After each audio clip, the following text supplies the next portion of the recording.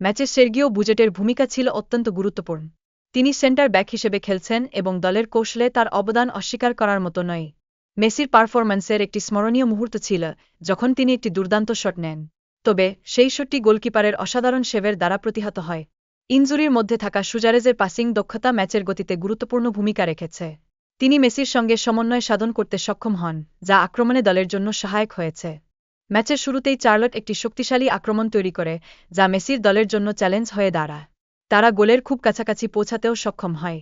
Messi বারবার চাপের সম্মুখীন হলেও তিনি দলের জন্য গুরুত্বপূর্ণ মুহূর্ত সৃষ্টি করতে সক্ষম হন। তার দক্ষতা প্রতিপক্ষের রক্ষণভাগকে ভাঙতে সাহায্য করে। মেসির গোলটি ছিল মৌসুমের এক পাঁচতম, যা তার অসাধারণ ফর্মের প্রমাণ। এটি স্পষ্ট করে যে তিনি এখনও ফুটবল বিশ্বের অন্যতম সেরা খেলোয়াড়। গোমেজের দুর্দান্ত খেলা এবং সুজারেজের সঙ্গে তার সহযোগিতা ম্যাচের গতিপথ পাল্টে দিয়েছে।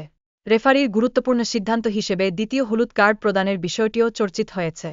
গোলকিপারের বড শেভ ম্যাচের ফলাফলে গুরুত্বপূর্ণ প্রভাব ফেলেছে। দ্বিতীয় সুযোগের ব্লক এবং অফসাইড পজিশন নিয়ে আলোচনা ম্যাচের উত্তেজনা আরও বাড়িয়ে দিয়েছে।